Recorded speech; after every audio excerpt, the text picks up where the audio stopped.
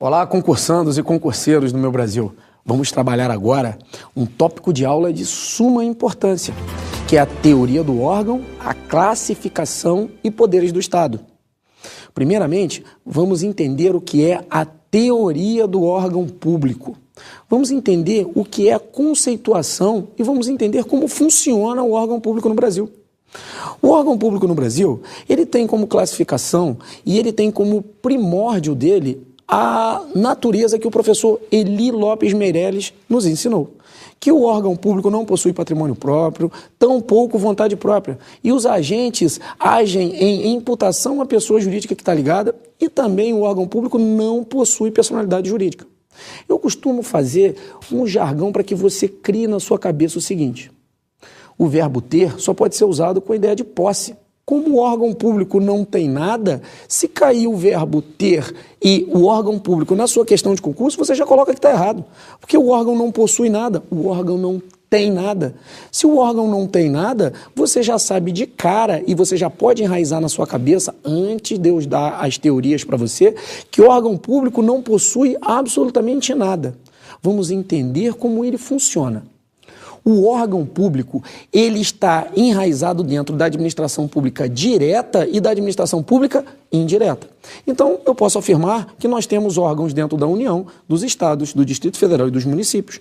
E também temos órgãos públicos dentro das autarquias, fundações, sociedade de economia mista e empresa pública. Para explicar o que é o órgão público, nós temos 3 teorias. A primeira teoria é a teoria da representação. Essa teoria não é utilizada no nosso ordenamento. Então você só precisa saber que essa teoria existe e que ela não é usada. Mas por que eu falo dessa teoria se ela não existe? Porque ela cai na prova de concurso. Você tem que dizer que ela está errada. Teoria da representação não existe.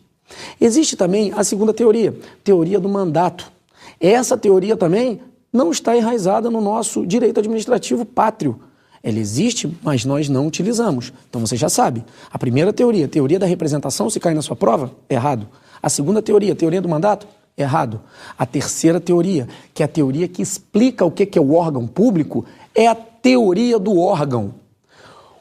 A teoria que explica o órgão público no direito administrativo pátrio é a teoria do órgão? Isso mesmo. O nome da teoria é teoria do órgão. E é essa teoria que a gente vai estudar. Por essa teoria, a gente segue o conceito. Órgão público não possui nada, órgão público não tem nada. Então vamos agora para as principais características do órgão público e eu vou explicar uma por uma para você. Primeira característica do órgão público: órgão público não possui patrimônio próprio. O órgão não possui nada. Um exemplo de órgão público é o Departamento de Polícia Federal. O Departamento de Polícia Federal é um feixe despersonalizado que está trabalhando para a União. O patrimônio é da União, o patrimônio não é do órgão público. A segunda característica é que ele não possui vontade própria. O órgão trabalha e ele faz tudo que a pessoa jurídica que ele está ligado manda. Quem é a pessoa jurídica que ele está ligada? Nós temos 8 pessoas jurídicas que comportam órgãos. 4 da administração direta, União, Estado, DF e município, que são pessoas jurídicas de direito público. E dentro da estrutura organizacional de cada pessoa política da administração pública direta, tem órgãos ali. Então a vontade nunca é do órgão, a vontade é sempre da pessoa jurídica que ele está ligada.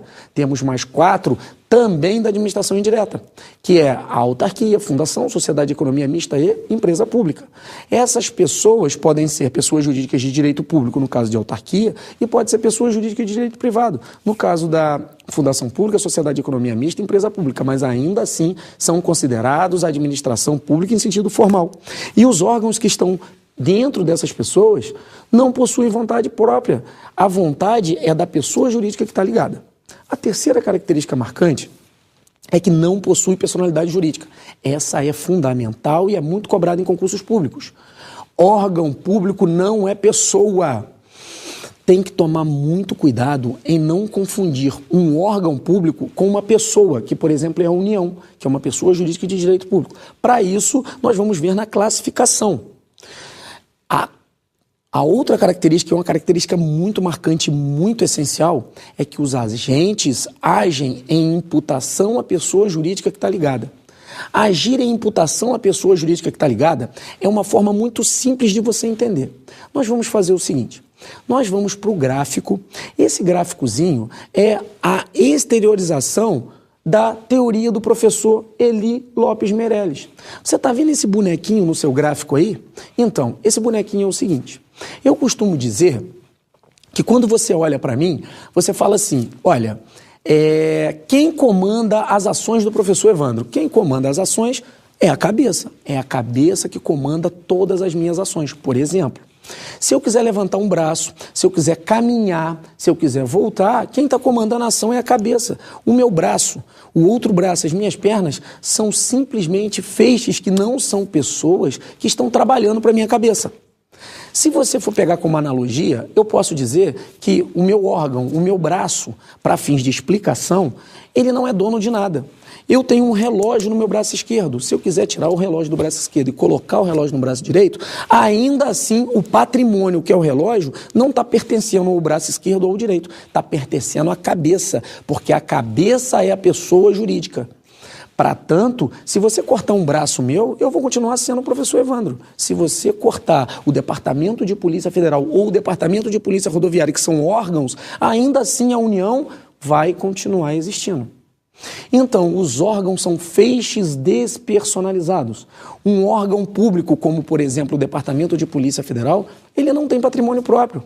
Aí você vai dizer, poxa Evandro, mas eu passei em frente à delegacia e a viatura estava lá. Departamento de Polícia Federal escrita na viatura. Sim, mas a viatura ali é simplesmente um feixe despersonalizado. É um centro de competências, que é o Departamento de Polícia Federal, que está trabalhando para a cabeça, que é a pessoa jurídica, ou seja, a União. Você já reparou que se você que está aí em casa pegar uma viatura da Polícia Federal e pintar ela com as cores da Polícia Rodoviária Federal, você vai estar tirando a viatura de um órgão, vai estar colocando no outro, e o patrimônio continua sendo ainda da União? Sim, porque a viatura não pertence à Polícia Federal, ela não pertence à Polícia Rodoviária, porque o órgão não tem nada. Ela pertence a quem? Ela pertence à pessoa jurídica que está ligada. Então, o patrimônio da Polícia Rodoviária Federal, da Polícia Federal, do Departamento Penitenciário Federal, da Receita Federal e de tantos outros órgãos, como são exemplos os ministérios e outros órgãos da União, todo esse conjunto de patrimônio pertence a quem? A pessoa jurídica que está ligada. Se você acompanhar aí no gráfico, você vai ver que todo o patrimônio dos braços e das pernas, que são os feixes despersonalizados, pertencem não aos órgãos, pertencem à pessoa jurídica que está ligada. Dentro dos órgãos, nós temos agentes públicos. Os agentes públicos também exercem classificações. Nós temos os agentes políticos, administrativos, nós temos os agentes honoríficos credenciados e temos os delegados. Os agentes que estão trabalhando dentro do órgão público, dentro da administração pública, ele está em imputação à pessoa jurídica a que está ligado. Quando eu falo em imputação à pessoa jurídica que está ligado, eu me remonto àquelas 3 classificações que eu dei para a teoria do órgão. Da representação, que não existe, do mandato, que também não existe, e eu vou pegar a teoria do órgão. A teoria do órgão, que é utilizada para fins de concurso, que é utilizada para o nosso direito administrativo, ela diz que os agentes estão em imputação à pessoa jurídica a que está ligado. Para que você que esteja em casa consiga entender de forma clara, limpa e transforme a explicação em acerto na questão de concurso, eu vou fazer uma analogia. Imagine que você aí em casa tem um filho pequeno e que você leve seu filho de 5 anos para uma exposição de arte. Chega nessa exposição de arte, você deixa a criança e vai beber uma água, você descuidou dele. Quando você voltar, a criança está virada e empurrando uma obra de arte que custa R$500 mil. Para fins de responsabilidade civil, ou seja, para pagar o prejuízo, a criança está em imputação aos pais. O que é isso? Tudo que a criança fez, quem responde civilmente para a responsabilidade são os pais. Porque a criança está em imputação aos pais. A mesma coisa acontece com os agentes públicos. Os agentes, quando estão trabalhando, estão em imputação à pessoa jurídica que está ligada. Ou seja, não são eles que fazem, na real, para a responsabilidade civil do Estado. Quando forem analisar quem paga a responsabilidade civil, vão dizer que os agentes estavam em imputação. Imagine a seguinte situação hipotética. Imagina que um policial federal que passou no concurso público, foi nomeado, empossado, entrou em exercício, está trabalhando para a administração pública. É um agente público que trabalha dentro de um órgão público, está de serviço. Imagine agora que tem um assalto no Banco do Brasil, uma sociedade de economia mista, e que o bandido segure a vítima e coloque ela de refém. O policial saca a arma e faz um disparo. Nesse disparo, ele erra o disparo e, ao invés de acertar o bandido, acerta a vítima. Acertou a vítima, causou um prejuízo. A família da vítima, os familiares, vão cobrar essa responsabilidade. E vão cobrar de quem? Do agente ou da pessoa jurídica que eles estão ligados? No nosso caso, a União. Vão cobrar da pessoa jurídica que está ligada. Porque pela teoria do órgão, o órgão é um feixe despersonalizado onde trabalham agentes. E os agentes estão em imputação à pessoa jurídica que está ligada. Quem apertou o gatilho para a responsabilidade civil não foi o agente. Para a responsabilidade civil foi a própria União. Por isso é que a responsabilidade resvala na União. A União paga a responsabilidade civil e depois, em ação regressiva, tenta provar que o agente agiu com dolo ou culpa. É chamada responsabilidade objetiva do Estado e responsabilidade subjetiva do agente, tratada na responsabilidade civil do Estado, no artigo 37, parágrafo 6º da Constituição Federal. Então, os agentes estarem em imputação à pessoa jurídica que está ligada, quer dizer que todas as ações, tudo que ele fizer para responsabilidade civil, isso se reveste na pessoa jurídica que ele está ligada. No nosso caso, a União. Podemos afirmar também que os órgãos públicos possuem uma pequena autonomia política. Essa é a exceção, porque a regra é que o órgão não tem patrimônio próprio, o órgão não tem personalidade jurídica, tampouco vontade própria. Mas ele ainda possui uma pequenina autonomia, que é de impetrar mandado de segurança para garantir direitos subjetivos, direitos adquiridos do órgão. Só que isso não pode em todos os órgãos, só podem nas primeiras duas classificações. Órgãos de maior patamar são os órgãos independentes e autônomos. Nós não podemos dar autonomia para impetrar mandado de segurança para os órgãos superiores e subalternos. Então, a única coisa que o órgão tem é uma pequena autonomia. Trabalhamos aí a teoria do órgão público, lembrando como macete para você que está em casa acertar as questões, que órgão simplesmente não tem nada, órgão não possui nada e os agentes trabalham em imputação à pessoa jurídica que está ligada. Não existe órgãos públicos para particulares. Órgão público não é dado a particulares. Só existe órgão público na administração direta e indireta. Nas 8 pessoas da administração pública em sentido formal. União, Estado, Distrito Federal e Município, autarquia, fundação, sociedade de economia mista e empresa pública.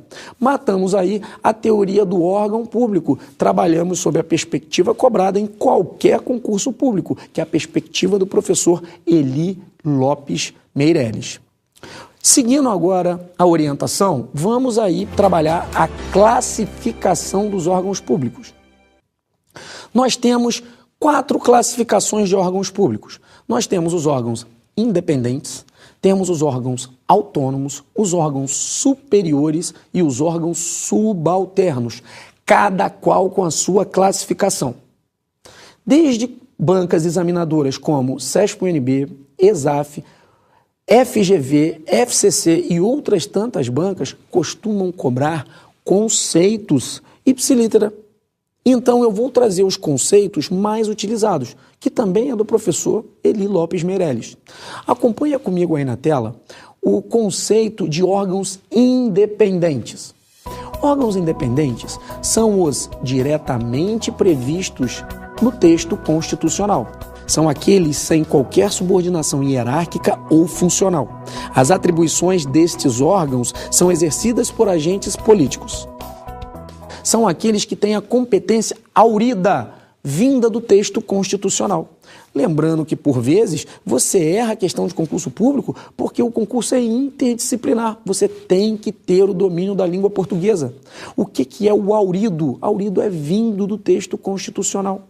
Quando fala do escopo escopo, quer dizer o objetivo. A banca examinadora, ela não força muito você, mas ela trata de uma forma interdisciplinar para que você acerte o direito administrativo. Então, os órgãos independentes são aqueles que são a maior estrutura, são aqueles órgãos que não têm subordinação com ninguém e as suas competências vêm direto do texto constitucional. Podemos trabalhar como exemplo aí a Presidência da República dentro do Poder Executivo. É um órgão que quem trabalha lá é o Presidente da República. Ele é, sim, um agente político. E ele, como agente político, não tem subordinação, não exerce subordinação com nenhum outro órgão. Ele é o ápice da cadeia entre hierarquia e subordinação. O segundo elemento, ou a segunda classificação, são os órgãos autônomos. Órgãos autônomos situam-se na cúpula da administração, logo abaixo dos órgãos independentes. Possuem ampla autonomia administrativa, financeira e técnica, caracterizando-se como órgãos diretivos.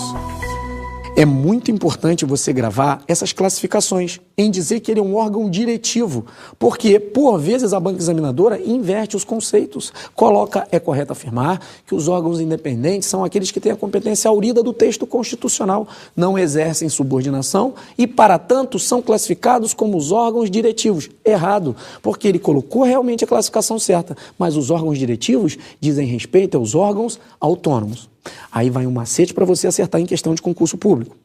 São classificados como órgãos autônomos todos os ministérios, no caso da União, e as secretarias, no caso dos estados e dos municípios. Então podemos afirmar que o Ministério da Justiça, o Ministério da Agricultura, a Secretaria de Segurança do Estado do Paraná, do Estado do Rio de Janeiro, Secretaria de Saúde, Secretaria do Município, todos os ministérios e secretarias recebem a classificação de agentes de órgãos autônomos. E os agentes que trabalham ali são inseridos geralmente por eleição ou nomeação. Por exemplo, cargos de livre nomeação e livre exoneração. Você consegue colocar um ministro da Justiça a hora que você quiser e a hora que você quiser você tira ele. São cargos de livre exoneração e livre exoneração. Isso se você tiver competência legal. No caso, o presidente da República. Quando muda um governo dentro do município, que você coloca um novo prefeito, ele substitui os secretários, ele substitui várias cadeiras dentro da organização administrativa do município. São cargos de livre nomeação e livre exoneração. Coloco a hora que eu quero, tiro a hora que eu quero. Lembrando que geralmente inserido através de nomeação ou eleição. Órgãos autônomos, secretarias e ministérios. Nos órgãos autônomos, vamos fazer uma ressalva. A súmula vinculante 13, que trata do nepotismo, diz que a administração direta ou indireta de qualquer dos poderes não pode nomear para cargos de livre nomeação e livre exoneração ascendente, descendente, cônjuge ou irmão até o 3º grau em linha reta. 3º grau é o tio, o primo é 4º grau. Então você pode sim, se tiver competência, se você for prefeito, você pode nomear, por exemplo, um primo seu para trabalhar num órgão autônomo, numa secretaria e num ministério. Agora, você fica vedado de nomear qualquer parente seu para trabalhar tanto na administração direta ou indireta. Só que vem uma explicação do próprio STF sobre a súmula vinculante 13, dizendo que se o agente for de natureza política, você pode colocar ele para trabalhar. Então, quem trabalha em órgãos autônomos, ministérios e secretarias, não infringem a súmula vinculante 13 do STF. Porque se você nomear, por exemplo, o seu irmão para um ministério, ele vai ser classificado como agente de natureza política, porque para trabalhar nos órgãos autônomos tem que ser agente de natureza política. Então, agente de natureza política não fere a súmula vinculante 13 do STF. Fica uma dica boa para você não errar questão em concurso público. Lembrando também que 3º grau em linha reta são os primos. São os tios. Os primos são 4º grau. Nessa situação, você pode sim nomear para qualquer órgão um primo. Correto? Vamos seguir aí para a próxima classificação. Classificação dos órgãos superiores. São órgãos que possuem atribuições de direção, controle e decisão, mas que estão sujeitos ao controle hierárquico, não têm autonomia administrativa nem financeira. Esses órgãos têm que ser trabalhados na sua prova na forma de conceito, tá? Conceitual. Lembrando, são órgãos que possuem atribuições.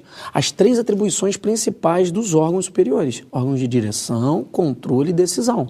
Não vai confundir com órgãos diretivos, que são os órgãos superiores. E também não vai confundir que os órgãos que têm a competência aurida diretamente do texto constitucional, que são os dependentes. Então, cada figura, cada detalhe vem dizendo respeito a uma classificação. Órgãos superiores, atribuições de direção, controle e decisão. Mas eles estão sujeitos à hierarquia, ou seja, eles têm que obedecer à sequência hierárquica que segue eles. Não tem autonomia nem administrativa nem financeira, lembrando que os órgãos autônomos têm. É aí que você pega aquela classificação. Os órgãos independentes e órgãos autônomos, superiores e subalternos, seguem a teoria do órgão. Não tem patrimônio próprio, não possuem personalidade jurídica e agem em nome da pessoa jurídica que estão ligada. Os órgãos não possuem nada. Os agentes que trabalham ali dentro estão em imputação à pessoa jurídica que está ligada. Aí eu dei uma exceção. Tem órgãos que existem e tem uma pequena autonomia, que é poder impetrar mandado de segurança para garantir direitos subjetivos contra outros órgãos. Os superiores não exercem essa competência. Só quem pode exercer a competência de impetrar mandado de segurança para garantir direito subjetivo são os 2 primeiros, órgãos independentes e órgãos autônomos. Os órgãos superiores não possuem nenhum tipo de autonomia. Passando a classificação dos órgãos superiores, vamos seguir aí para os órgãos subalternos. Órgãos subalternos são todos os órgãos que exercem atribuições de mera execução. São subordinados a vários níveis hierárquicos, têm reduzido o poder decisório. Podemos dar como exemplo de um órgão subalterno uma delegacia da Receita Federal de uma cidade. É um órgão que não tem poder decisório nenhum, ela só executa, é chamado órgão de mera execução, sem poder decisório ou com reduzidíssimo poder decisório. Podemos dar um exemplo da remoção, que é um instituto que é forma de deslocamento, que está previsto na 8.112 de 90. Os órgãos subalternos não têm competência para remover o servidor. Esse aí é competência dos órgãos superiores, que são órgãos de chefia e controle e direção. Vamos voltar agora para as classificações gerais, trabalhando eles de uma forma no gráficozinho, com um exemplo para que você entenda. Acompanha comigo aí na tela esse exemplo. Nós temos aí uma ideia vertical do que sejam os órgãos públicos. Nós temos os órgãos independentes, nós temos os órgãos autônomos, superiores e órgãos subalternos. Vamos colocar como exemplo que nós temos como órgão independente a Presidência da República. Quem está trabalhando na Presidência da República é um agente que foi inserido por eleição, que é o presidente. A competência dele vem aurida diretamente do texto constitucional e o presidente da República não exerce subordinação com nenhum outro órgão. Imediatamente abaixo, nós temos ligado a ele, por exemplo, o Ministério da Justiça, classificado como órgão autônomo. É um órgão que exerce uma função onde os agentes são inseridos geralmente através de nomeação. O exemplo é o agente político, que é o ministro da Justiça. Logo abaixo, nós temos os órgãos superiores. Podemos dar como exemplo a Superintendência da Polícia Federal, lá em Brasília. É um órgão de direção, controle e decisão. Ele, sim, determina várias coisas para os órgãos subalternos, que são classificados como órgãos de mera execução.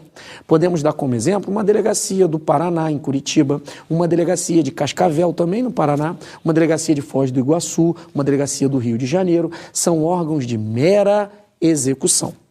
Todas essas classificações de órgãos públicos dizem respeito à nossa teoria do órgão público. Poderes do Estado. Funções típicas e funções atípicas. Esse é o ponto fundamental para a gente entender várias estruturas da administração pública, porque os órgãos são independentes e harmônicos entre si. O poder legislativo, executivo e judiciário com todas as suas funções constitucionais. Só que nós vamos trabalhar também sobre a perspectiva administrativa de cada órgão ou de cada pessoa. Nós temos dentro dos poderes Nós temos várias situações. As pessoas políticas do Estado, ou seja, administração direta, que a gente pode trabalhar como União, Estado, Distrito Federal e município, têm enraizado dentro de toda a sua estrutura os poderes. A União tem o poder executivo da União, o poder judiciário da União e o poder legislativo da União.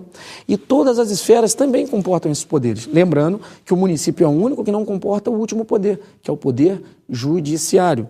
Nós vamos entender aonde a teoria do órgão se situa dentro dos poderes e como ela se situa dentro das pessoas políticas do Estado. Vamos dar a noção agora de funções típicas e funções atípicas, sabendo que dentro da União, que nós estamos pegando como exemplo, nós temos 3 poderes dentro da pessoa jurídica de direito público União. Nós temos o poder executivo da União, temos o poder legislativo da União e temos o poder judiciário da União.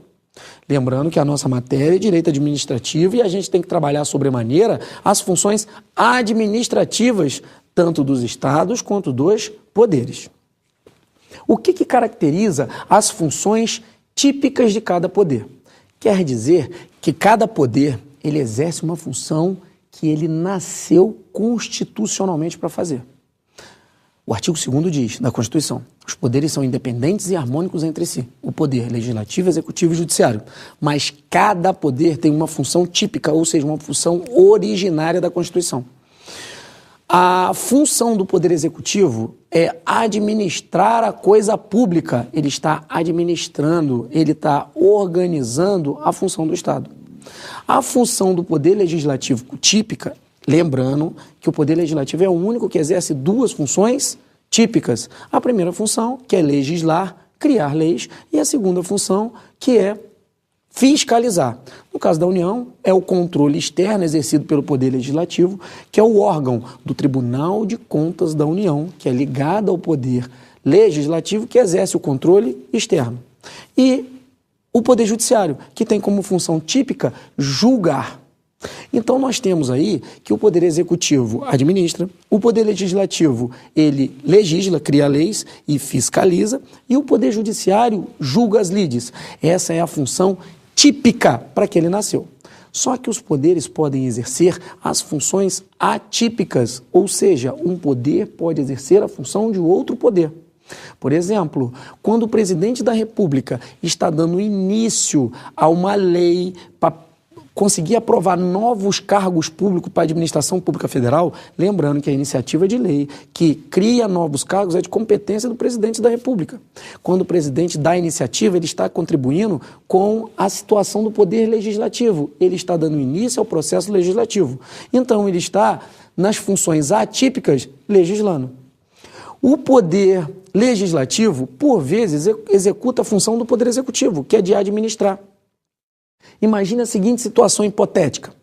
Imagine que dentro da Câmara dos Deputados ou do Senado Federal tenha as mesas da Câmara e as mesas do Senado. Quando o senador ou o deputado entra através de eleição para exercer o mandato, ele entra para criar leis, para gerenciar a coisa. Só que lá dentro ele pode ser eleito para a mesa da Câmara ou a mesa do Senado. Ele vai organizar internamente, ele vai administrar as casas. Então, quando a mesa está na figura do presidente, colocando horário de entrada, horário de saída, determinando as férias dos servidores da Câmara ou do Senado, ele está exercendo a função administrativa, está administrando a coisa pública. O Poder Judiciário é a mesma coisa. O juiz nasce tipicamente para julgar, para decidir. Mas dentro de um fórum tem que ter um presidente do fórum que vai organizar o horário de entrada, o horário de saída, vai organizar férias dos servidores, vai organizar toda a estrutura de administração daquela casa. Então, o Poder Legislativo e o Poder Judiciário também exercem a função de administrar. Por isso, para fins de direito administrativo, eu posso dizer que a separação entre os poderes não é absoluta. Ela é uma separação não rígida, ela é flexível ou iuris tantum, relativa.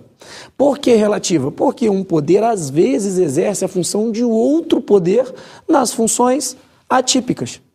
Esse tipo de questão é muito cobrada. Lembrando, a divisão de poderes no que tange ao direito administrativo, ela não é absoluta, ela é relativa ou iuris tantum, não é rígida, é uma separação flexível. Trabalhando essa noção, podemos afirmar que, dentro da estrutura tanto do poder executivo, do poder legislativo e do poder judiciário, nós temos órgãos públicos. Imagine o poder, a administração pública direta na figura da pessoa jurídica da União. Nós temos enraizada dentro dela o poder executivo, que eu já coloquei a sequência. Nós temos lá o órgão independente, dá um exemplo de órgão independente, a Presidência da República. Mas nós temos também o poder legislativo da União. O poder legislativo da União, nós temos dois exemplos clássicos, que é o Senado e a Câmara, que são órgãos independentes. E dentro do Poder Judiciário também temos, por exemplo, o STF e o STJ. Nessa situação, terminamos aí a noção do tópico de funções típicas e funções atípicas dos poderes legislativo, executivo e judiciário. Lembrando que o nosso tópico principal foi a teoria do órgão público do professor Iri Lopes Meirelles, onde órgão público não possui nada, apenas uma pequena autonomia. E isso assim se for órgãos independentes e autônomos. Bons estudos, continuem firme na preparação para o concurso público, porque isso com certeza pode mudar a sua realidade. Um abraço e até a próxima.